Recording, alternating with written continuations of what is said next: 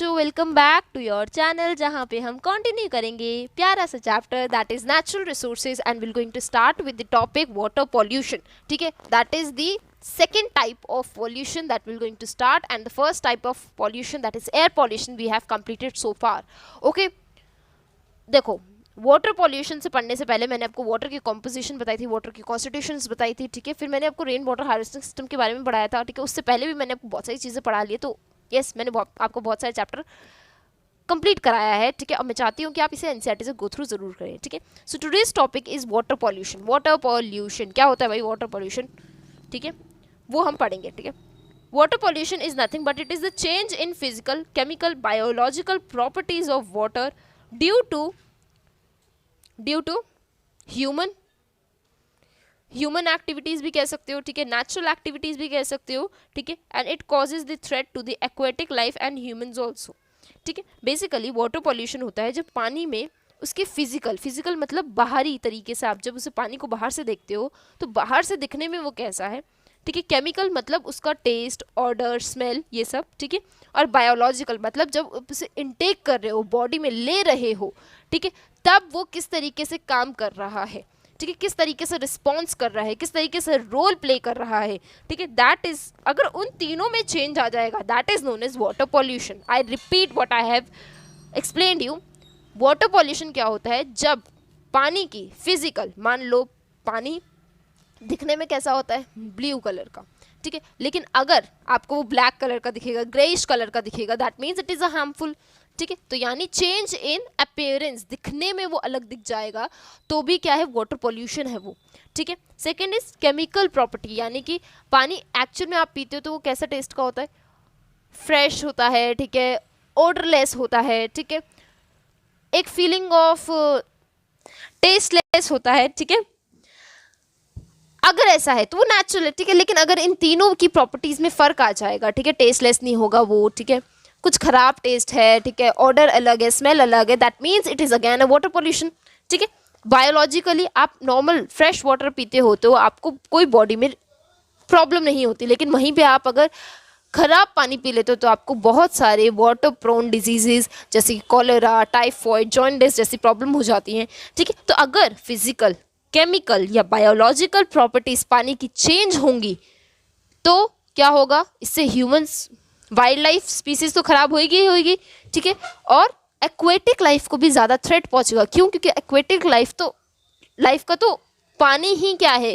Habitat भी है, और वो उनका क्या है? सोर्स भी है टू बॉडी के अंदर वही चीज़ तो जा रही है ना. ठीक है, तो इन दोनों को क्या होगा? बहुत लॉस पहुंचेगा. ठीक है, no, what is the source of water pollution? आखिर वाटर पॉल्यूशन आ कहाँ से रहा है? ठीक है, पहला तो फर्टिलाइजर्स एंड पेस्टिसाइड्स. ठीक है, बार बार एक ही वर्ड को मैं पूरे एनसीईआरटी में दोहराती हूँ. ठीक है, अगर ये भी गलत करते हो ना तो अपने आप को मारना. ठीक है, फर्टिलाइजर्स और पेस्टिसाइड्स. ठीक है, फर्टिलाइजर्स और पेस्टिसाइड्स जब आप वाटर के अंदर फ्लो करा देते हो, ठीक है, अभी फ्लो कैसे होती है ये भी मैं बताती हूँ. जब आप इंडस्ट्रियल केमिकल्स आप फ्लो कराते हो, ठीक है, एग्रीकल्चर वेस्ट चला जाता है, ठीक है, रिवर, स्ट्रीम्स, पॉन्ड्स में, ठीक है, तो फर्टिलाइजर्स और पेस्टिसाइड्स ऑटोमेटिकली पानी में चले जाते हैं. ठीक है, और फिर उसी वाटर का आप इनटेक करते हो तो क्या होगा? आपको वाटर प्रोन डिजीजेस तो होंगे ही. ठीक है, तो सोर्स ये है, पहला source. Second is sewage disposal. Sewage disposal का क्या मतलब है? जैसे ह्यूमन एक्सक्रीटा, एनिमल एक्सक्रीटा जो होता है वो भी अगर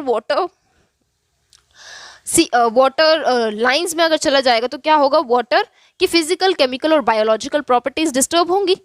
ठीक है, इंडस्ट्रियल एफ्लुएंस का क्या मतलब है? इंडस्ट्री से आने वाला वेस्ट. ठीक है, केमिकल वेस्ट अगर वो रिवर्स में जा रहा है तो ऑब्वियसली बात है वो फिजिकल, केमिकल और बायोलॉजिकल प्रॉपर्टीज पानी की चेंज कर रहा है. और अगर वो चेंज हो रही हैं तो यानी वो वाटर क्या हो रहा है? वाटर पॉल्यूट हो रहा है, वाटर पॉल्यूशन कॉज कर रहा है. ठीक है, थर्मल पॉल्यूटेंट क्या होता है? देखो ये बहुत ही इंटरेस्टिंग है. थर्मल पॉल्यूटेंट होता है जब आप बहुत ज़्यादा गर्म पानी एक नॉर्मल पानी में मिक्स कर देते हो. ठीक है, अब आप बोलोगे ये कैसा लॉजिक है? देखो, गर्म पानी जो होता है उसके अंदर डिजॉल्व्ड ऑक्सीजन यानी ऑक्सीजन की मात्रा कम होती है, लेकिन नॉर्मल वाटर में नेचुरल तरीके से जितनी ऑक्सीजन होनी होती है उतनी ही प्रेजेंट होती है. ठीक है, तो अगर हॉट वाटर अगर नॉर्मल वाटर में मिक्स हो जाएगा तो इससे क्या होगा, जो नॉर्मल वाटर का टेम्परेचर है या नॉर्मल वाटर में जितना ऑक्सीजन प्रेजेंट है जो बॉडी के लिए हेल्दी है वो क्या हो जाएगा, अनहेल्दी हो जाएगा। ठीक है, इसीलिए इट इज़ ऑलवेज रिकमेंडेड कि आप वो मटके का पानी पिए। क्यों? क्योंकि मटके का जो पानी होता है वो क्या होता है, उसमें डिजॉल्व्ड ऑक्सीजन नेचुरली प्रेजेंट होती है जो आपकी बॉडी के लिए क्या होती है, हेल्दी होती है। जबकि आपको ज़्यादा ठंडा पानी और ज़्यादा गर्म पानी भी नहीं पीना चाहिए क्योंकि आपकी बॉडी टेम्परेचर बफर कर देती है। ठीक है, so these are the four major source of water pollution: fertilizers, pesticides, sewage disposal, industrial effluents and thermal pollutant. Okay, got it? Yes. Now what are the consequences of water pollution? Consequences क्या होते हैं भाई, ये मैंने आपको ऊपर भी पढ़ाया, थोड़ा सा फिर से बताती हूँ। टॉक्सिक केमिकल से क्या होता है भाई, वाटर बॉडीज में जब वो रिलीज होती है तो आपको डिजीज कॉज कर देती है। एक अनकम्फर्ट अनवेल बॉडी के अंदर जो चेंजेस आते हैं, ठीक है, वो कॉज करती है। ठीक है, वेस्ट डिस्पोज करने से क्या होता है, water prone disease like cholera, typhoid, jaundice cause होता है। ठीक है, sudden change in temperature, sudden change in temperature भी होता है, बिल्कुल ये मैंने अभी बताया था थर्मल पॉल्यूटेंट में।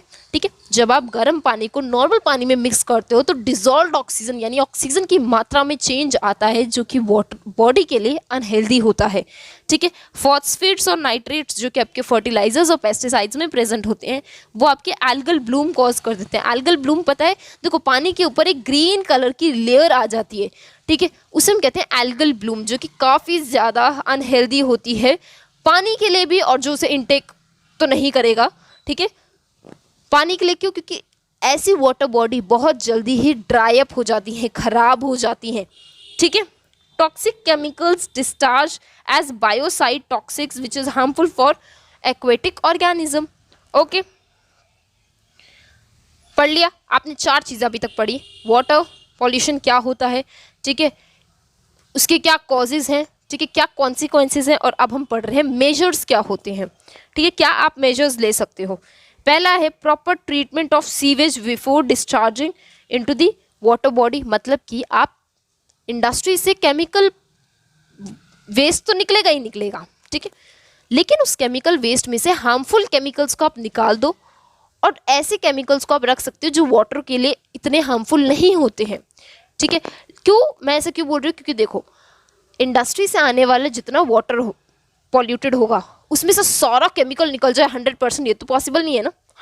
आइडियलिज्म तो पॉसिबल नहीं है कि सारा का सारा निकल जाएगा, पानी बिल्कुल एकदम क्रिस्टल क्लियर हो जाएगा, ऐसा तो नहीं हो सकता।